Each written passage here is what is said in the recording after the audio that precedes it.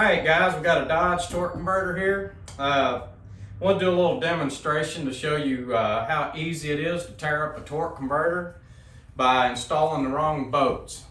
We've had people to do this through the years where they pick a bolt up out of their shop, run it in there.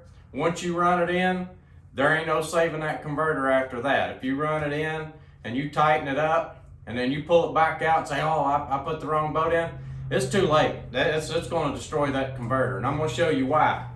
I got this torque converter split apart.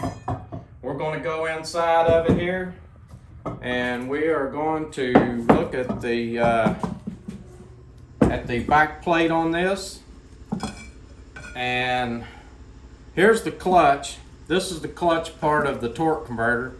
This is what your lockup runs on whenever you hear people say your converter's going into lockup, and all it's doing is applying against this back plate.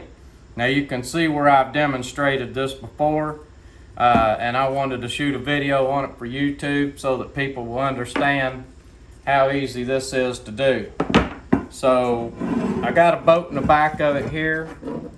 I'm gonna pull this bolt out real quick, and we're gonna swap it over to this spot where I haven't demonstrated it before. So what you got here on the back, your tabs are welded on here. If you can run that bolt all the way down to that tab and it bottoms out on that tab, then you know you got the right bolt. The thickness of that flywheel is not very much, so when you run that bolt down, it should bottom out right at that tab so that you know you got the right bolt. This bolt here is not the right bolt, but you can see how short it is. It's not much longer than original bolt.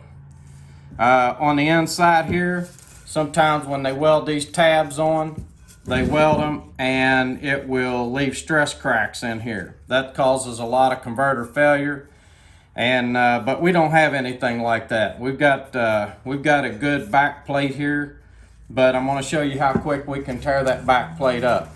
So I'm going to spin this down here, and I'm going to show you how much pressure it takes to destroy that back plate. So I've got this set on 24 inch-pounds, which would be equivalent to 2 foot-pounds. Now we're going to run this in. Cody's going to watch it down there, and when it clicks, I'm going to stop and set it up another foot-pound until we see how many foot-pounds it takes to destroy this converter. So I'm running in. That was quick enough. I'm going to loosen it up here. I'm going to run it in. Another. We're on about 4 foot-pounds here. Hasn't clicked. It just clicked. All right. Let's run it in. They put a small dent in it. Put a small dent at 4 foot-pounds. We're at 5 foot-pounds now.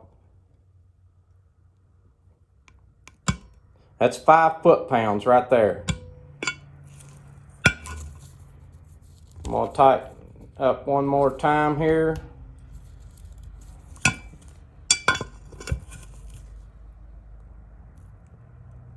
Running it in. There was the click.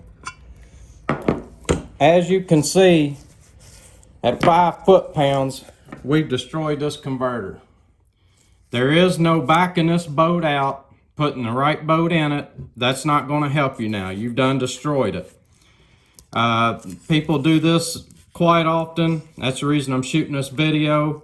I hope it helps somebody from doing this.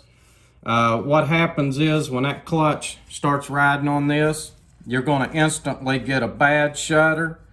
That shudder is going to start tearing the clutch up.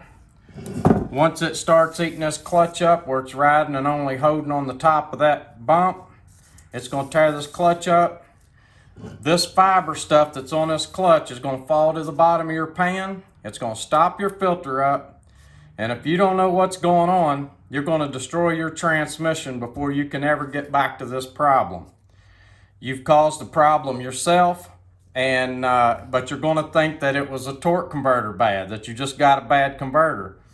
If you pull that back out and you put the same boat back in another new converter, you're going to end up with the same problem again in a week or so, maybe even sooner, maybe a couple of days, and you're going to blame it on your builder.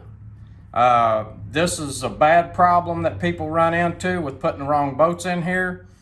Destroys their converter. The converter destroys the transmission, and that's the reason I'm shooting this video, is so that maybe people will see this and make sure that they're using the right bolts in the torque converter. So always check your boats. Make sure that you're using the right boats. A lot of converter companies send boats with their converters because they don't want that to happen. Make sure that you use those if they do send them. Sometimes they will change their tabs or something like that and want you to use. Also, billet converters are made different. Billet converters are thicker here. You don't have any welds on billet converters. The plate is all one plate.